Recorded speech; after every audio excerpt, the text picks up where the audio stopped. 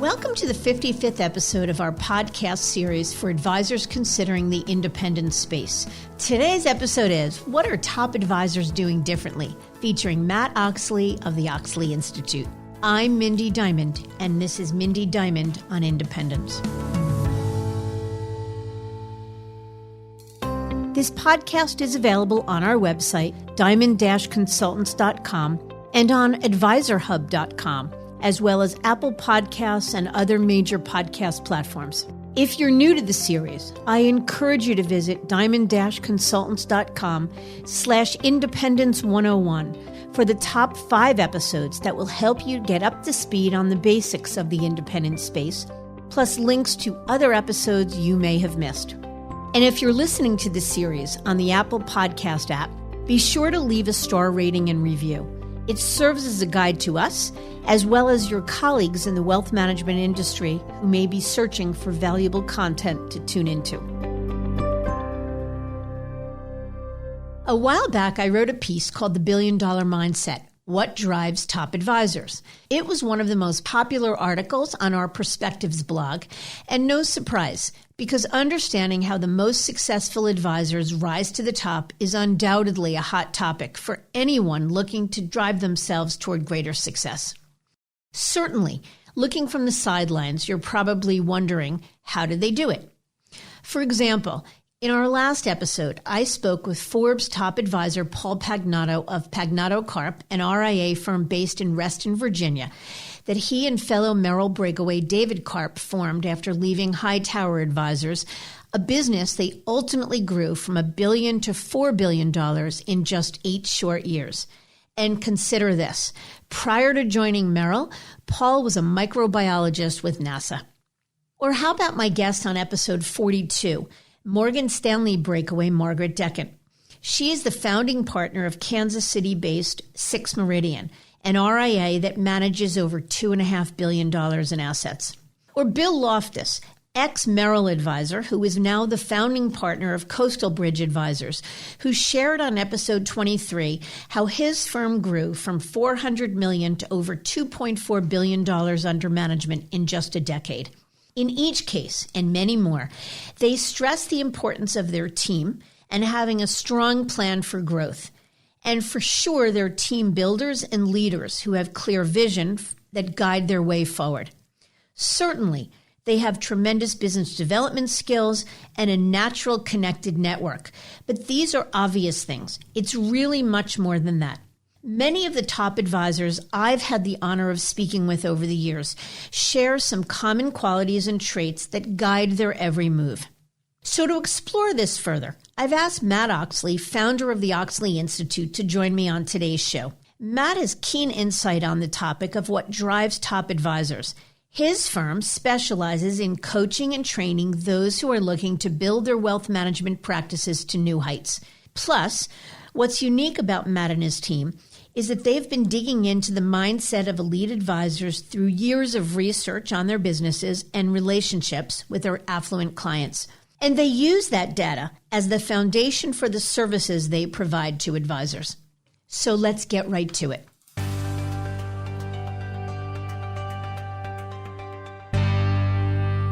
Matt, thank you so much for being here with me today. Welcome to the show. Happy to be here. I want to start at the top. Tell us, if you would, a little bit about your background. Gosh, 40 some odd years ago, I was a counselor for emotionally disturbed boys outside of New York City in a facility called Children's Village in Dobbs Ferry, New York. And I had the dubious distinction of being the scoutmaster of the only emotionally disturbed Boy Scout troop in the state of New York at the time. And from there, I got certified in doing clinical hypnotherapy. But at the same time, it wasn't my calling to be working with these emotionally disturbed kids. So I was supposed to be a lawyer. My mother's side of the family were all attorneys. I didn't want to be a lawyer. So I took an $8,000 loan out, went up to Massachusetts, Worcester, hung out a shingle, and started a counseling consulting practice, but went and got an MBA in marketing at night to market my practice. And it was that MBA in marketing where part of my marketing efforts were to promote myself for minimal expenses. I didn't have hardly any money. I was 25 years old.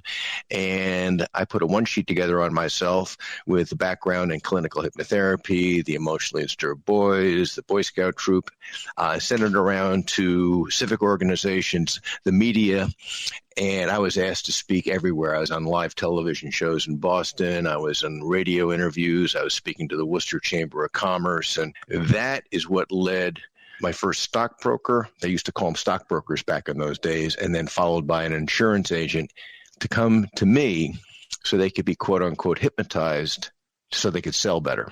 And from there, and I'll tell you this quick story. The first one who came in, and I walked out to greet him, and I was charging like $75 a person at the time, and I needed every dime. And he came in, and his first question when he looked at me was, "How old are you?" And I was maybe 3 or 4 months from working with these kids. And I looked at him and I said, "What's it to you?" And he said, "You look old enough to be my son." And I said, whose problem is that? And then he proceeded just to blurt out that he was a stockbroker. And he'd been doing it for 20 years, knew everything there is to know, been trained by Dale Carnegie, been trained by Xerox Sales. And finally, when he stopped, I looked at him rather incredulously. And I said, "Why are you here?" And he said, "Well, I was hoping you could hypnotize me to sell." And I started laughing. I said, "You just told me you know everything there is to know about selling. I'm not a stockbroker."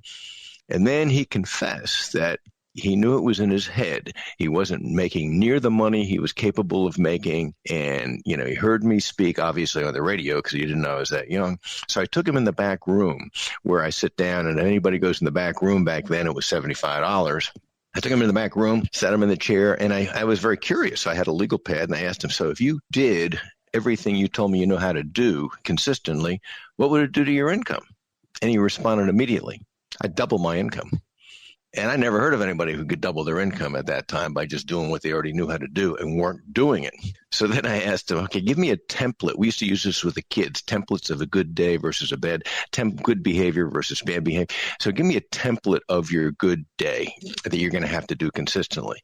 And he thought for a moment and came up with 6 things he had to do. And I can't remember them all, but there were things like plan his day in advance, make 25 outgoing sales calls, blah, blah, blah.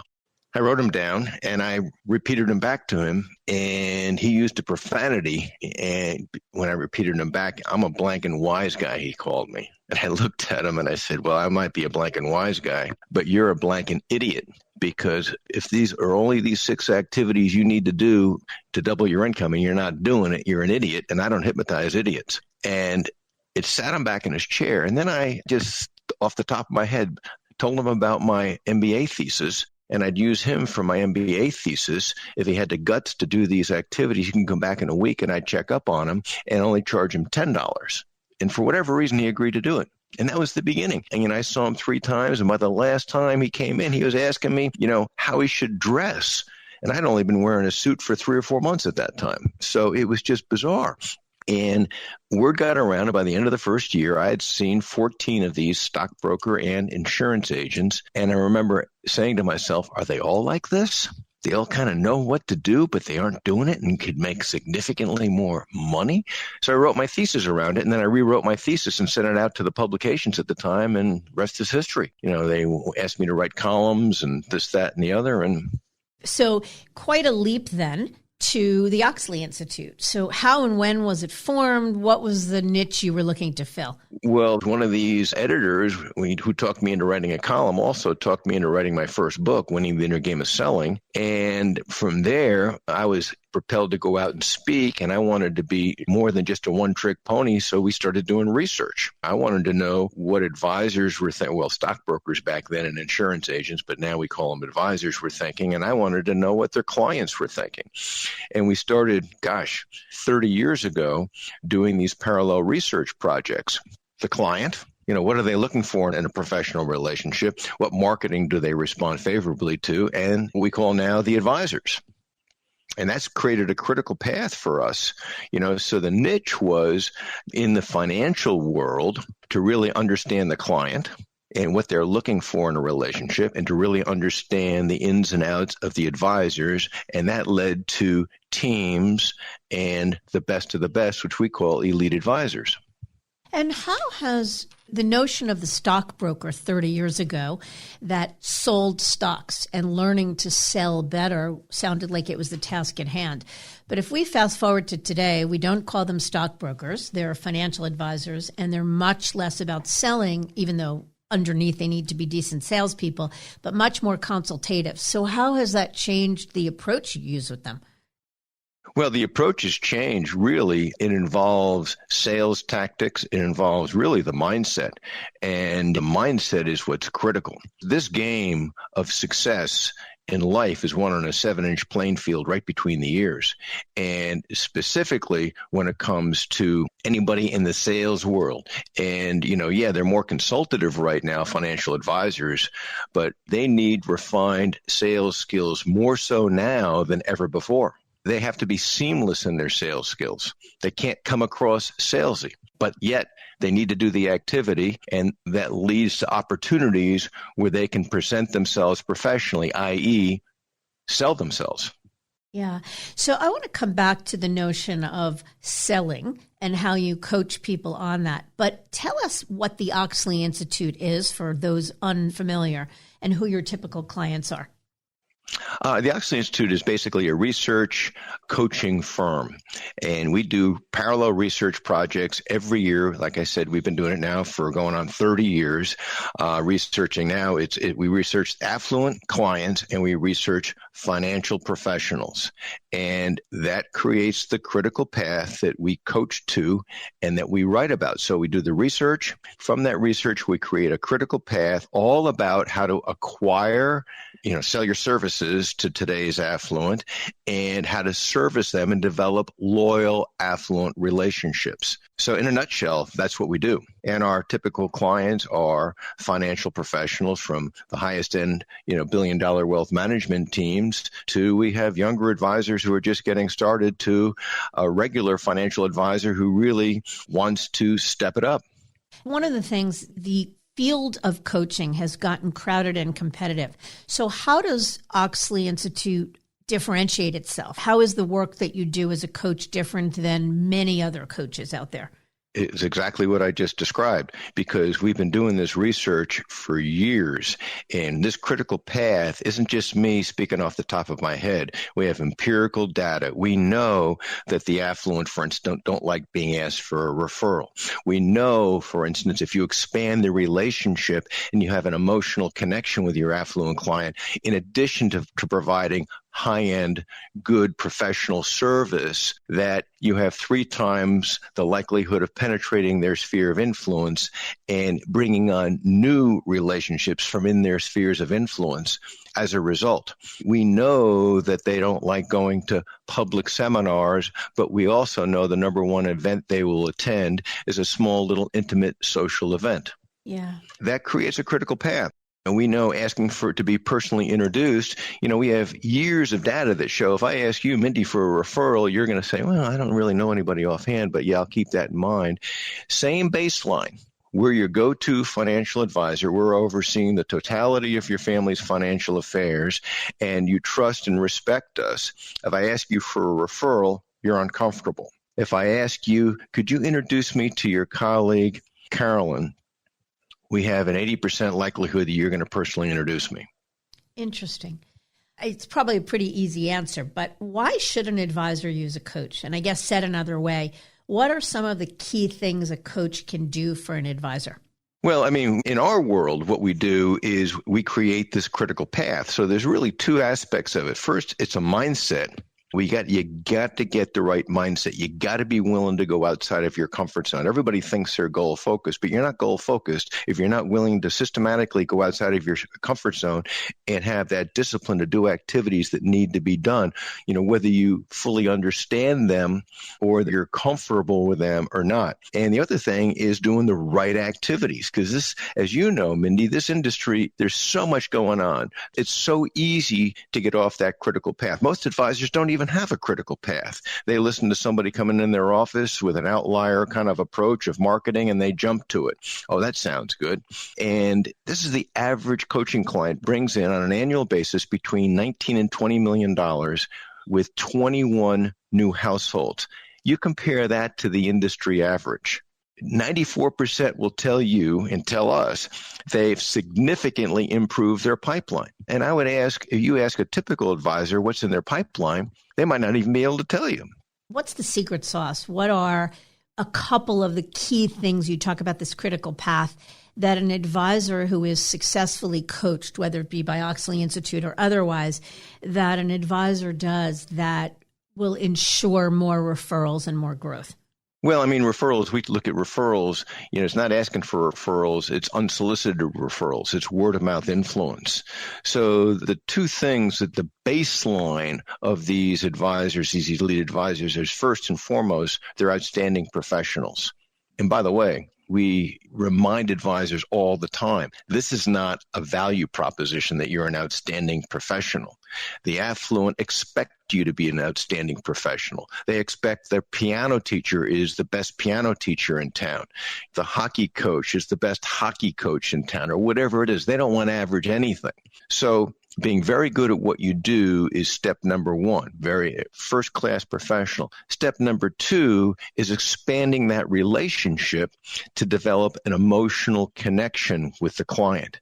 And when you develop an emotional connection, again, we have over a decade of research that says when you expand this relationship, not only do you get more unsolicited referrals, but the clients are less price sensitive, they become very loyal, and they become actually your advocates. They're sort of your unofficial marketing team because they are going to help you get in front of people who they know, like, and want serviced well. Can you give us an example, Matt, of, say, a couple of elite advisors you coach or have coached or your firm has coached about what coaching has done, how following this critical path, how expanding the relationships to include emotional connection, how that has translated into greater success? For sure. These elite advisors, the ones that we coach, they're already very successful. And they've been successful because they've been very ambitious and they've had discipline. So when cold calling was in vogue, they were animal cold callers. They were typically the early adopters of seminars. So here's an example of an advisor that had made wealth for himself, but didn't really understand how to get the wealth of the people he was now circulating with. He didn't understand how to sell his services to the affluent. So he heard me speak at one of their top conferences. He happened to be there, one of the top 5 producers in the firm. And this is going back years. And only way I agreed to work with him is I said, "Are you going to do what I ask you to do?" And he said, "Yes." And he did. And so, for instance, the game changer for him was when, you have to source names. You can't buy a list. You have to talk to your clients and find out who they're doing what with. So he finds out one of his clients is on a board, and he simply asked his client, in reporting to me, he was supposed to do this, who else was on the board. And he listed a few people, and one of them was this very powerful, wealthy person who was his college roommate, and they were best of friends. So the advisor takes note of this and then finds out that they're having a fundraiser relative to this board. So he calls his client and says, "Hey, are you going to this fundraiser?" "Yes." "Is Mr. Big going to be at this fundraiser?" "I'm sure he is. He's on the board." And it was a husband-wife type of thing. So he goes to this, and he had 2 objectives, going to this fundraiser. They're bringing their spouses. First objective was to connect with Mr. and Mrs. Big. And he did that. I mean, he's going to get introduced. He asked his client, "Will you introduce me?" "Sure, I'll introduce you to him." Connect. And his second objective was to suggest a social interaction with the 3 couples subsequent to this event, this fundraiser. And he was successful on both fronts. What happened is about 7 months later, as he continued to sort of develop a relationship through his wealthy client to this very powerful, wealthy Mr. and Mrs. Big, he got him as a client. And then what he found out was they had fired another top advisor to hire this advisor.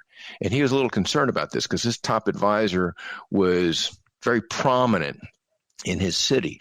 And so I said, "You just got to find out what happened. I mean, you really got to ask the why questions." And he found out that they fired him because Mrs. Big never really liked the guy. And so there are your marching orders. The advisor I'm coaching, you have to develop a relationship with Mrs. Big. And he did that. He got invited to their big holiday party. He helped her with her personal fundraiser. And as he was saying, the whole idea, if you play your cards right, he was bringing in, new assets per year, maybe about 50 million at the time. This year to date, he has about 270 million new assets in year to date. And one relationship, and he was professional enough, smart enough, and he went from being sort of a CFA nerd to being one who goes out there and gets social and doesn't talk about himself and how good he is. He develops those relationships, and when it's time, so he basically learned to sell seamlessly. Yeah, except, it doesn't sound like selling. But it is selling. But it doesn't sound or feel like selling. And what you're talking about is really nurturing relationships. That takes time, that takes finesse, that takes emotional intelligence, that takes hearing what people are not saying, reading buy signs, things that you'd think are sort of more instinctive, but it sounds like a lot of what you do is coaching people on how to do what may be less instinctive for them. Well, less instinctive, you're right. But also there's a lot of advisors out there who'll come up to us and say, I have all these great relationships, but I don't know how to get their business. I don't know how to sell my services without coming across cheesy. So as a result, I'd rather have them as friends. And that basically they have not gone out of their comfort zone, because for this advisor and getting all these clients that now have been as a result of, let's say, Mr. and Mrs. Big and these spheres of influence, that just tend to grow and multiply. It's like connecting the dots. I mean, you got to go out of your comfort zone when you're putting that professional cap on and having that business discussion and asking for their business. And yet, you're right, it's about stepping out of your comfort zone. But I find for me, because I, like you, interact with elite advisors, for me, it's about being real. I find it's less about selling them and more about being present and authentic and human and connecting on an honest personal relationship level, as opposed to trying to sell them on anything, even though at the end of the day, it's a sales function, right? Yeah, you're exactly right. My point is, sales gets a bad word. It's a bad rap. And sales is a very honorable profession if your skills are seamless. And that's what we coach to. How do you develop seamless sales skills? So everything you do, we use a phrase called strategic intent. You have a game plan. But you got to be real. You got to be sincere. It's just what you said.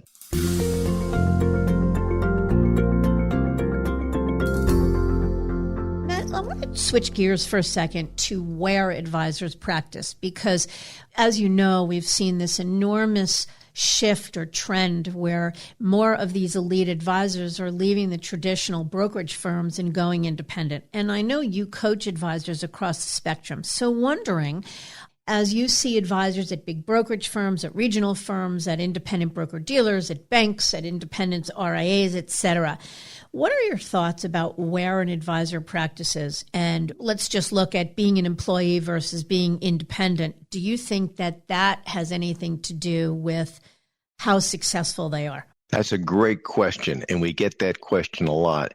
And it's absolutely has no relevance, because when we really break down the elite advisors from our research, I mean, they have more in common with one another, than they do with the majority of other advisors in their respective broker, whether they're at a wirehouse, whether they're an RIA, or whether they're an independent, or whether they're at a small firm.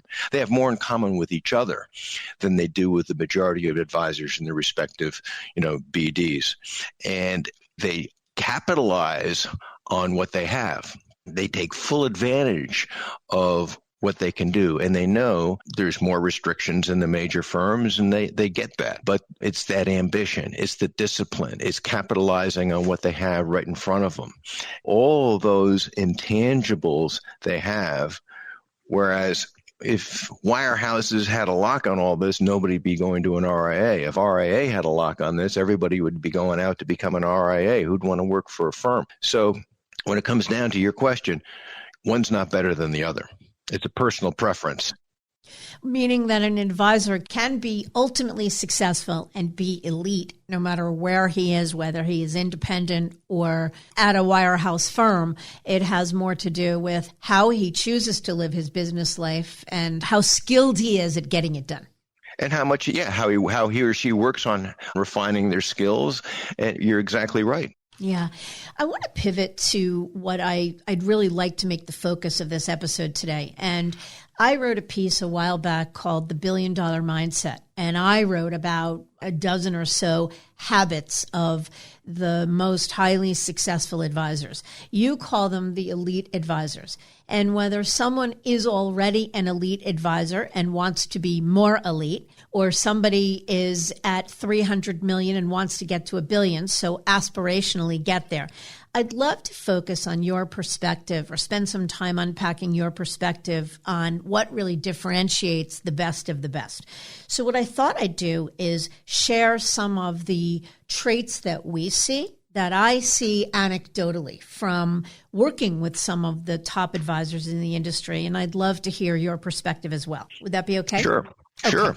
So the first one is I think that they are generally forward thinking and always possess a growth mindset with a willingness to be innovative. I totally agree. And forward thinking means they're open-minded. They're early adopters. They have long-range vision, and their growth mindset is very much a component of that long-range vision. They think big, and they know, they have to innovate. That's part of being an early adopter. And don't you think that every advisor has a growth mindset? Said another way, doesn't everyone want to grow? What's the difference then between an elite advisor's growth mindset and an average advisor's growth mindset? The elite advisor's growth mindset is a mental compulsion. It's totally embedded in their DNA. You don't have to help them think big. You don't have to remind them they need to get into the office early. It's the discipline linked with that real compulsive mindset. And it's a big misnomer in this industry, everybody's goal focus. That's a misnomer. That's a myth. This industry is plagued by complacency. Yeah, I don't disagree with that. I think that that's absolutely right. Second one. They tend to be big picture focused because they know that success is about being progressive and not stationary. And I think what I'd add to that is they tend to be somewhat creative. And I don't mean that they're artists or musicians, but they're creative about saying, what can I do within the confines of what's in front of me to better serve this client or grow this business or prospect more or whatever it is. I couldn't agree with you more. And that's, back to when you asked that question, is there a difference between an elite advisor at a wirehouse versus independent versus RIA? It goes right to that. They're big picture focused and they're progressive, not stationary, and they're capitalizing on what they have at their disposal right then and bringing in what else they need. They're not waiting for it to be given to them. I agree with that wholeheartedly. Next, they're flexible and open to change and embrace healthy risks. Well, that's what I've been talking about. I agree completely. This comfort zone thing is a big deal. The general population of advisors does not expand their comfort zone. They only do what is comfort zone. I'll be giving a keynote speech somewhere and an advisors will come up to me afterwards. I like that speech. It's very good. But, and don't you love it when they say, but, I'm just not really comfortable asking my top clients to be introduced for an introduction. And my response is always, I'm not concerned about your comfort. I'm talking about the artist selling to the affluent. I'm talking about client acquisition. If you want more affluent clients, you better forget about your comfort. And that's the healthy risk. Go outside of your comfort zone. With respect to risk, you made the bold statement that an elite advisor or a successful advisor who's an outstanding professional can be an outstanding professional no matter where he or she chooses to practice. But one of the things that's inherent, I think, in being an advisor at a big bank-owned brokerage firm is that there's not a whole lot of coloring outside of the lines that can go on, that they're largely in a box, a lot of limitations, that compliance runs the firm, and compliance is definitely not encouraging them to take any sort of risks, healthy or otherwise. What do you think about that? Well, I mean, they know how to manipulate their firm, their do's and don'ts. I've never seen an elite team, $1 billion team at a major firm that didn't get basically what they want. Exceptions are made. Yeah. They ask. They push the envelope. Yeah, I think that's right. Next, they're highly self-confident and self-motivated, trusting in their own potential and growth trajectory. And I think it's the self-trust that is probably most impactful. Would you agree? Yeah, I mean, it's the self-trust. I think that trust is they're really self-motivated, self-confident. They're thinking big. And, they still deal with that devilish voice of doubt. I don't know if I can pull this off, but they do it anyway. And their trust and confidence grows from doing the activities consistently that they know they should be doing, linked to their ambitious goal. Right. And then I'd say they're open-minded and never let their thinking become insular. And I think that's a huge one. They're always looking to surround themselves with those who can expand their perspective. Absolutely. I couldn't agree with you more. It's the insular advisor who refuses to change. Not only are they open-minded, but they're willing to recognize, weaknesses. We've done benchmarking assessments of advisors for years.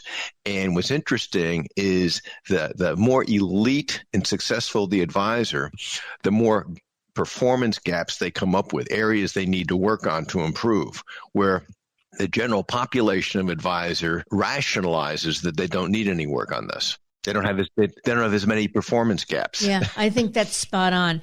The elite advisors are willing to be self-aware, self-honest, and say, look, these are where my weaknesses are, and either work hard to fill in the gap or to hire into the gap. So I'm good at X, I'm not good at Y. Let me add somebody to my team that can help with that. But I think that's a great one. Next, they embrace the fiduciary mindset wholeheartedly, always putting their clients' interests first. And what I mean by that is whether they're held to a suitability standard at a brokerage firm or they're a fee-only RIA and have no FINRA oversight, regardless, they're all about being a fiduciary. Oh, not only are they only about being a fiduciary, they're all expanding that relationship to really have that emotional connection. So they oversee their clients' family's financial affairs. They know what their children are doing. And everything they do is to enhance that client relationship, both on a professional level and on a personal level. So I couldn't agree with you more. But let me ask you a question about that. I've never met an advisor that would ever at least admit to the fact that they don't put their clients' interests first. And there's been a lot of talk about, can an advisor in a brokerage firm be a true fiduciary? And a lot of the guests I've had on here talking about the independent space talk about how it's impossible to act as a true fiduciary in a world where it's not complete open architecture and there are limitations. So I guess a couple of questions. What do you think about that? But also, how do you think a client understands or really experiences someone as a fiduciary or not? How do the clients know the difference? I don't think the clients understand the concept. I mean, that term is thrown around rather loosely as well. And it's all back to that, what you said about trust. Once the clients trust an advisor, and yet technically an advisor at a wirehouse cannot be the fiduciary, technically. But we all, as human beings, we make our decisions on emotion and we support them with logic. So by them having their clients' best interests at heart, what they do is protect their clients from an initiative their firm might be pushing that they don't think is relevant or proper for their clients. And they'll let the client know. They protect them from their own firm. Can a client sense that? Oh, absolutely. They can sense it. But these elite advisors also remind their clients that they protect their clients from themselves. Right. The more I'm listening to you, the word that keeps coming to mind is it's all about a relationship. It's not looking at a client as a dollar sign. It's looking at a client as a relationship where the advisor is a trusted guide, and clients pick that up. They sense that. They know when they can trust someone. You're so right. And that word relationship has been thrown around like M&Ms over the past 20 years, just like now fiduciary is being thrown around like, 50-cent pieces. It's thrown around rather casually. And yet at the same time, when we do research on this, and we have years of it, that we ask the affluent clients about the relationship with their financial advisor, and about 28% will say they have this expanded relationship, the emotional connection and the professional connection. We ask advisors that same question, and about 70, 74, 75% say they have this expanded relationship. So it's like, okay, who's on first here? Who's right? And how does an advisor balance? That's an interesting point. How does an advisor who wants to have an expanded relationship balance the fact that they may not be able to charge for certain services? I mean, that's just part of what they have to do. Sure, you have to figure out what revenue you're generating per client, and there's certain services that you're going to be doing, advising the client to do A, B, and C that's in their best interest. There's certain activities. We have advisors who give pushback. Our research has shown that if you have a social lunch with an affluent client, it's the number one activity that stimulates word-of-mouth influence that leads to a new $1 million-plus client coming your way. Yet we have advisors say, well, who's going to pay for the lunch? My firm won't pick up the tab for the lunch. I mean, it's ludicrous.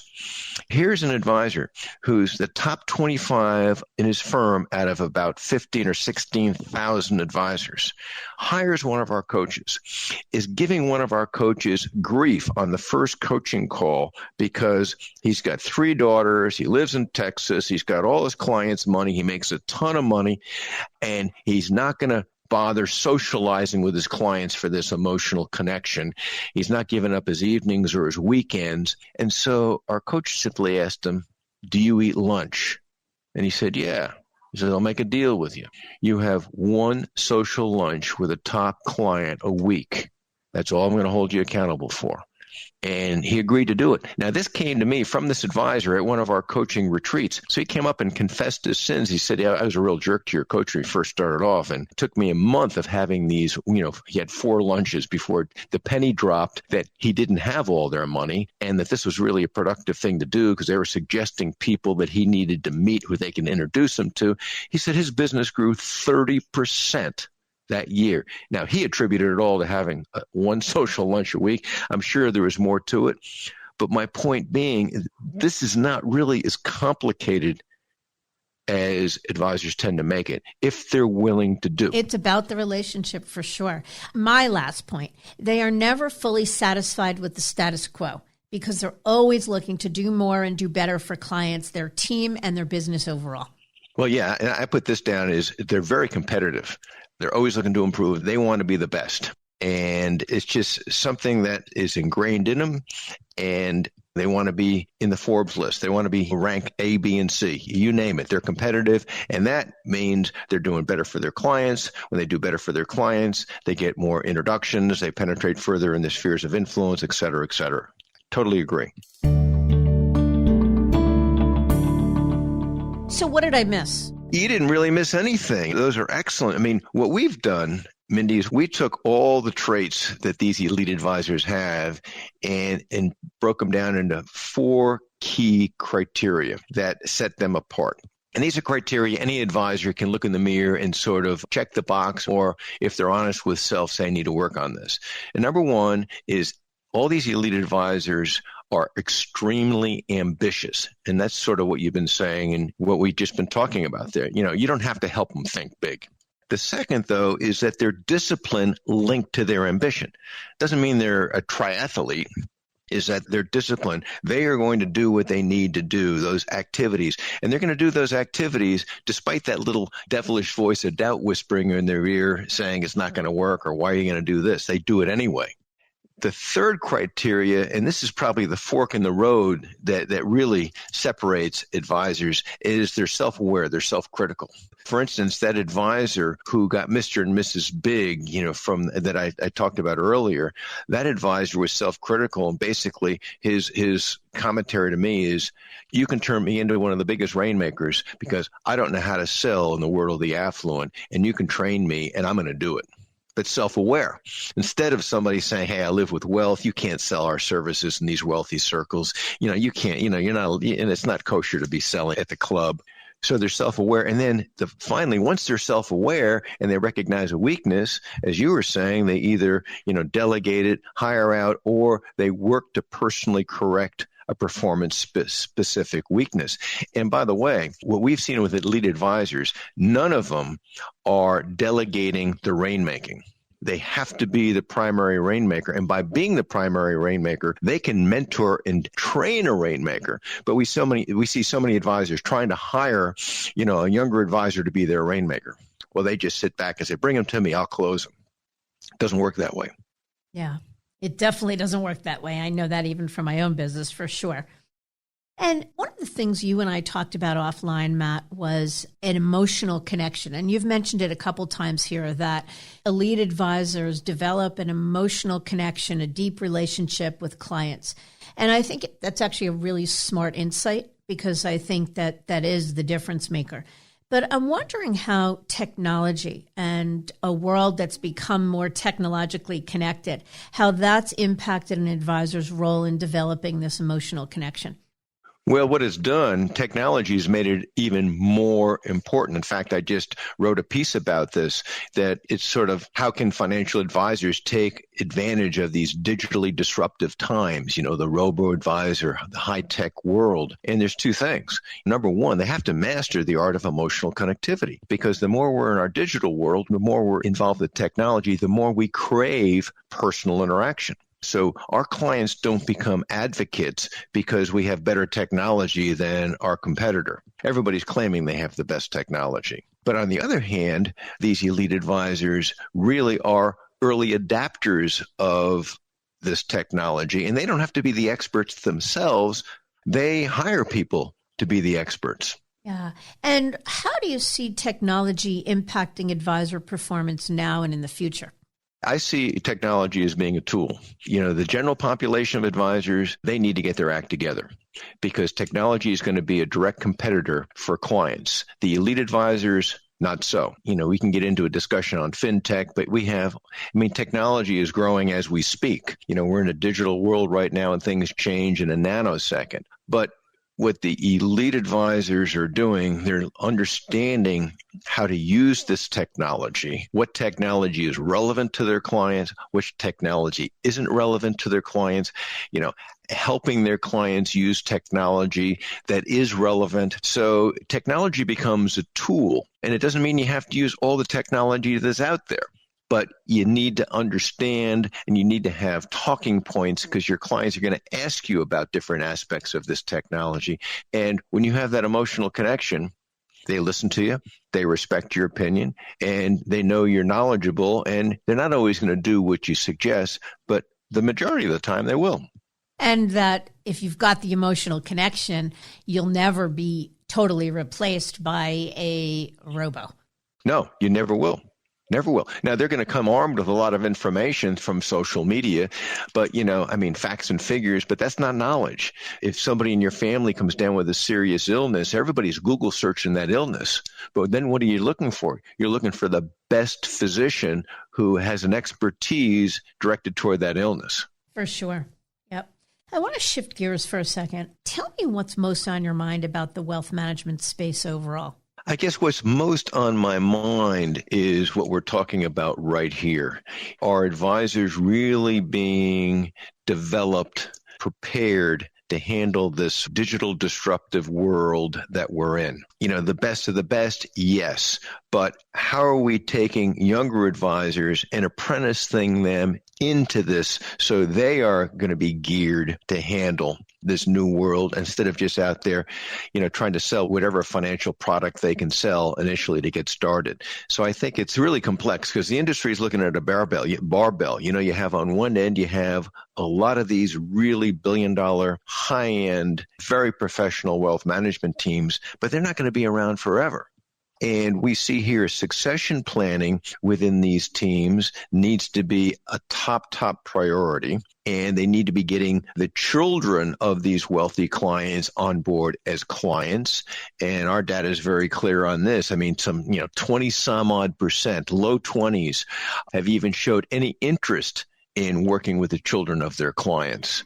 So I'm giving you a long answer, but there's a lot of work that needs to be done. Actually, you took the words right out of my mouth, because my next question was going to be, what do you think is the greatest threat or concern? And you addressed it, the notion of succession planning. So what do you think are the top things that, whether it be an elite advisor or otherwise, an advisor that is nearing the end of his or her career that, say, has less than 10 years left to go and hasn't really begun to address succession planning and developing a bench and whatnot, what can they do about that? They should take action immediately. What they need to do is really put their feelers out for a younger advisor who can become associated with them or part of their team, that they can then have 5 years, 10 years, or whatever that time period is, and work them into their client base. Instead of hiring this advisor or aligning with this advisor to be a marketer, you're getting this younger advisor to start working with your clients' children. The 35-year-old son of a wealthy client working with a 30-year-old financial advisor who's aligned with a high-level wealth management team. It's one at a time. And instead of looking for an advisor who can cold call for you, you're looking for a professional who you can develop to work with your clients as you retire, and you're going to basically transition your business, sell your business to this young generation. But they need to have the work ethic. They need to have the integrity. They need to have the brains to do the job, the ability, the skills, from emotional, connectivity to the professional aspects of being a wealth advisor. And and the senior advisor and the succession planning advisor need to be on the same page. They need to be in agreement. And what we see happening is, the senior advisor doesn't really want to retire like they say they're going to retire, or they're not really haven't made up their mind yet, and yet they've changed their mind, or the junior advisor comes along and thinks he should be the senior advisor before he or she is ready. They're making all this money, I'm doing all the work kind of thing. So it's not easy, but that needs to be initiated immediately, because if you have the wrong advisor there, you'll know that in a short period of time, and you need to cut bait. You need to make a change. Well, not easy is correct, because it is a crowded and competitive world, and everyone is looking to hire that young talent, no matter where that advisor practices. But you made a very interesting point that I think I want to call out. Most advisors, when looking to recruit next-gen talent, are looking for someone that comes with a book of business, a significant book of business, so that that person can pay for themselves out of the gate, hit the ground running, add value right away. And while that's great, it sounds like, and I want to check this out, what you're telling me is that coming with a book of business is less important than finding the right person that the advisor can develop in their image. Absolutely. I've seen so many advisors, get that advisor who has a book of business, and it becomes a disaster. Yeah. Because they're doing it for the wrong reasons. I've had advisors come to me and said, I don't give a flip about my clients' children because I'm going to be retired. I could care less. Well, that's not a real client-centric approach, because your clients want their children handled. Yes. They want them to get the proper advice. They don't want them to be scammed or make poor investment financial decisions.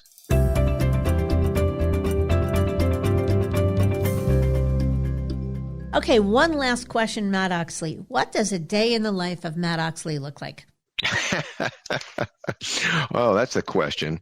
Well, we've got a great team here at the Oechsli Institute, and I got to give kudos to the team, because I've been able to delegate the majority of day-to-day operations to both Stephen Boswell and Kevin Nichols. They do a wonderful job. One handles our coaches, the other handles the social media. So I'm not required to be here at 7:30 every morning the way I used to be, but I'm in the office relatively early, 8 to 8:30 when I'm not traveling. But the other part of me is when I'm traveling speaking. For instance, last week in Montreal, I was up there. I had a breakfast meeting with the chairmen, producers of this firm, and then I gave a keynote speech. And that, you travel to get up there, you do your presentation, you travel to get home. So there's two components to me. Is when I'm in the office, I'm typically writing and doing research and talking on the phone with, industry people such as yourself, Mindy. And then when I'm traveling, I'm reading, I'm educating myself, but I'm out there speaking and working in,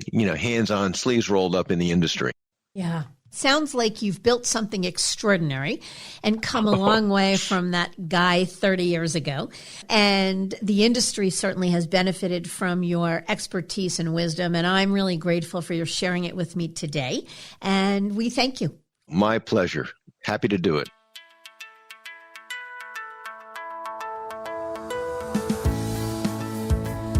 As Matt shared, elite advisors are already outstanding at their craft, but they differentiate themselves by developing a strong emotional connection with their clients and have mastered the art of selling in a fiduciary world.